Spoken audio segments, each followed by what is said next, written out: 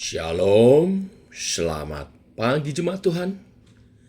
Berjumpa kembali dalam doa pagi online. Gembala yang baik.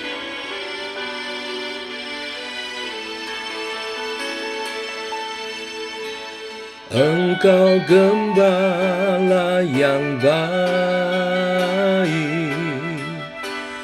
Kau menuntun hidupku dan bawaku ke air tenang, menyegarkan jiwaku. Sekalipun ku berjalan dalam lembah kekelaman, tak akan gentar ku melangkah, sebab Engkau besertaku.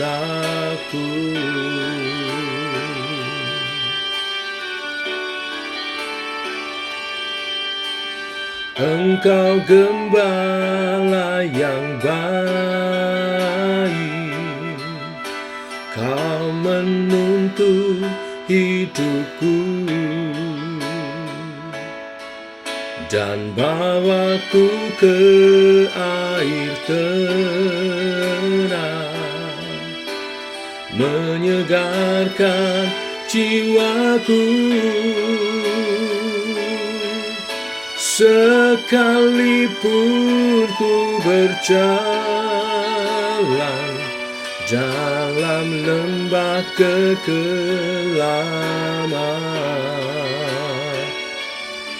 tak akan gentar ku melangkah, sebab Engkau besertaku.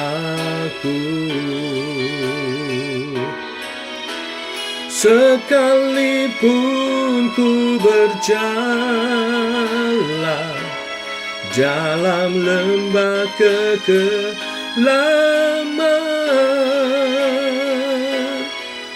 tak akan gentar ku melangkah, sebab Engkau besertaku.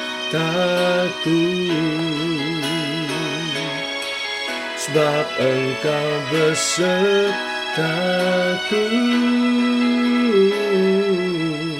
sebab Engkau besertaku.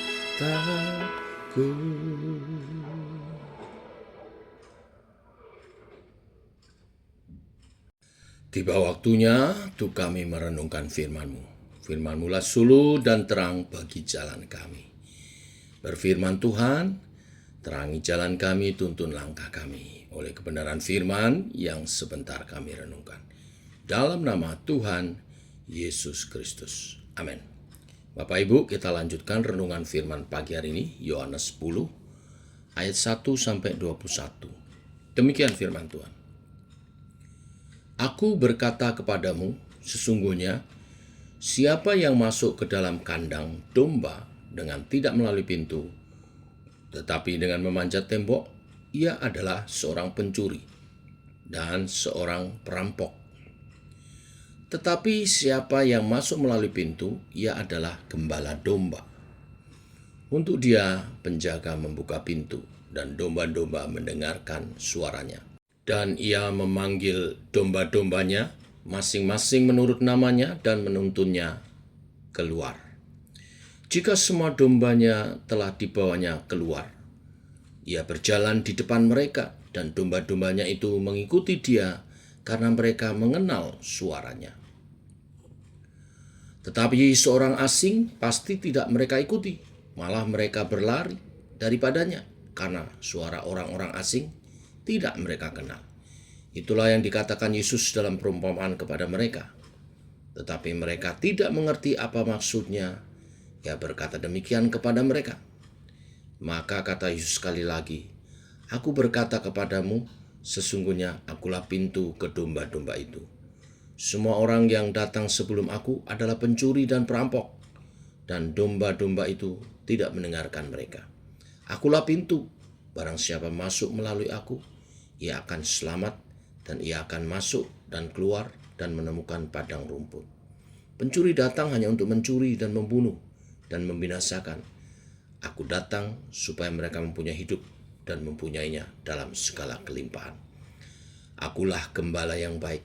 Gembala yang baik memberikan nyawanya bagi domba-dombanya. Sedangkan seorang upahan yang bukan gembala dan yang bukan pemilik domba-domba itu sendiri, ketika melihat serigala datang, meninggalkan domba-domba itu, lalu lari. Sehingga serigala itu menerkam dan mencerai-beraikan domba-domba itu. Ia lari karena ia seorang upahan dan tidak memperhatikan domba-domba itu. Akulah gembala yang baik, dan aku mengenal domba-dombaku, dan domba-dombaku mengenal aku.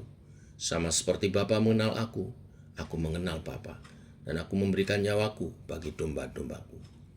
Ada lagi padaku domba-domba lain yang bukan dari kandang ini. Domba-domba itu harus kutuntun juga, dan mereka akan mendengarkan suaraku, dan mereka akan menjadi satu kawanan dengan satu gembala. Bapa mengasihi aku, oleh karena aku memberikan nyawaku untuk menerimanya kembali. Tidak seorang pun mengambilnya daripadaku, melainkan aku memberikannya menurut kehendakku sendiri. Aku berkuasa memberikannya dan berkuasa mengambilnya kembali. Inilah tugas yang kuterima dari Bapakku.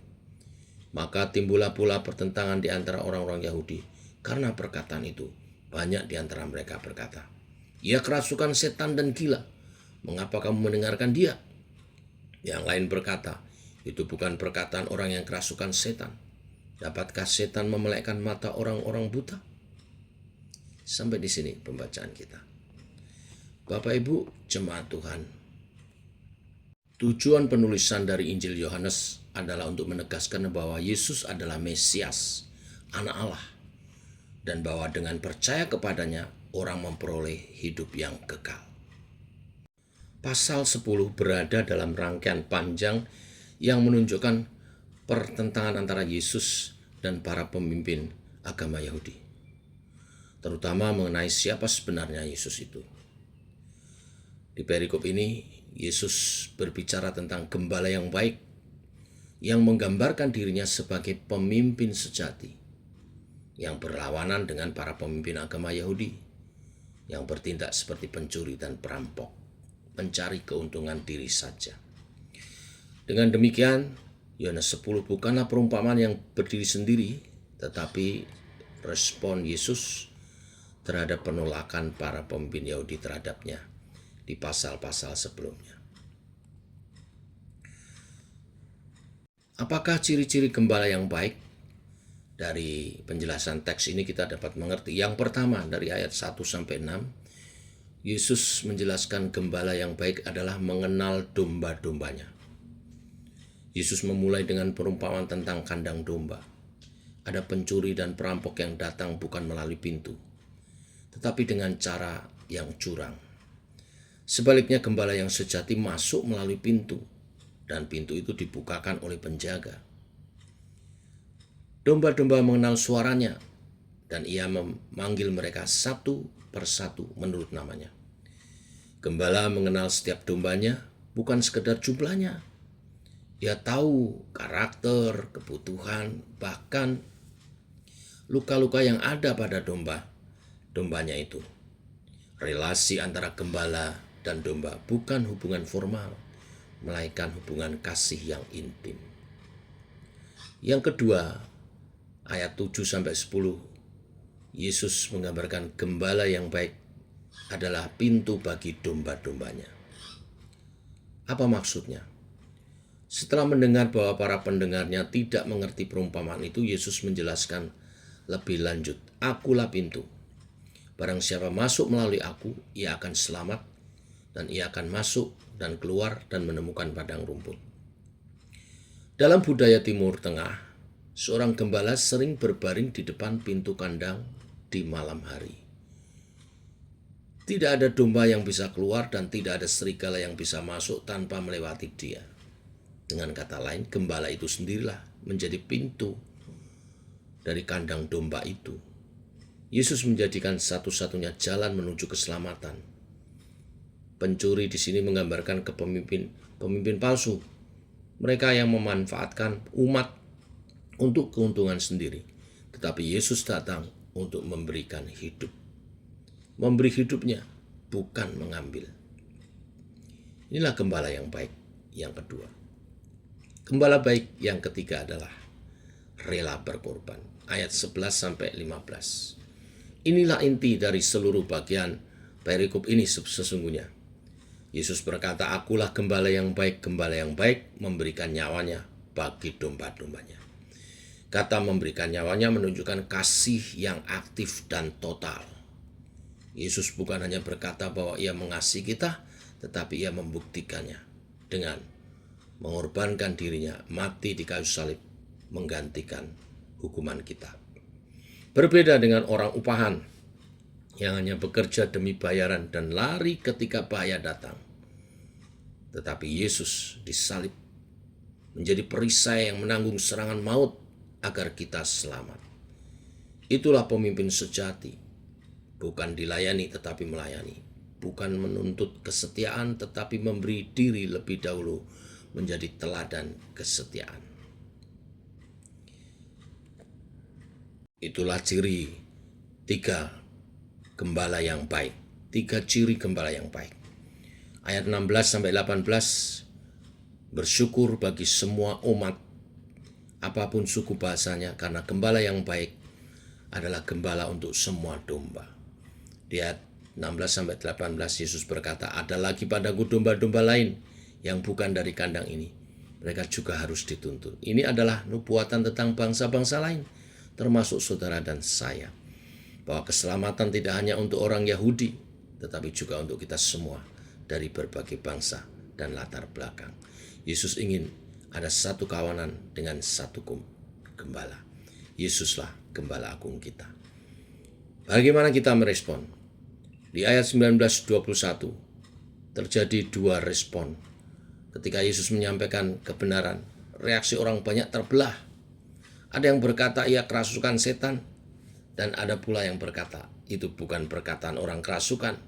Dapatkah setan membuat mata orang buta melek?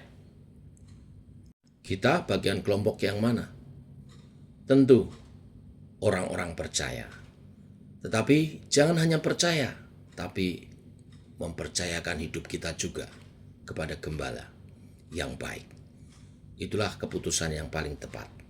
Kasihnya terbuka bagi kita semua. Tetapi tidak semua kan yang mau mengikuti suaranya, setia dan taat kepadanya. Mari kita memilih menjadi orang-orang percaya yang juga mempercayakan hidup kita dalam arahan bimbingan gembala kita. Domba-dombanya berjalan di belakangnya, mendengar suaranya, menuntun kepada hidup yang kekal. Tuhan memberkati kita semua. Mari kita berdoa. Bapa, kami mengucap syukur oleh kasih dan anugerah-Mu, rahmat-Mu baru. Demikian pagi hari ini Engkau menyatakan siapa pribadi-Mu. Engkau adalah pemimpin hidup kami, teladan, panutan kami. Tuntunlah kami Tuhan, mengikut-Mu seumur hidup kami, karena Engkau gembala yang baik, yang membawa kami ke padang rumput yang hijau, yang menyegarkan jiwa kami, yang menyelamatkan kami. Terima kasih buat pengorbanan-Mu, terima kasih buat teladan-Mu Tuhan, terima kasih Engkau menjadi manusia untuk menebus segala dosa-dosa kami, dan mengajar kepada kami bagaimana hidup berkenan kepada Bapa. Allah Roh Kudus, tuntun dan bimbinglah kami mengerti setiap kebenaran firman ini dan menjadi rema dan menyatakannya dalam kehidupan kami, hingga firman itu menjadi daging, firman itu menjadi manusia yang diam dan hidup di dalam kehidupan kami nyata setiap hari. Dalam nama Tuhan Yesus kami berdoa. Amin. Demikian jemaat Tuhan, doa bagi kita. Selamat pagi, shalom. Tuhan memberkati.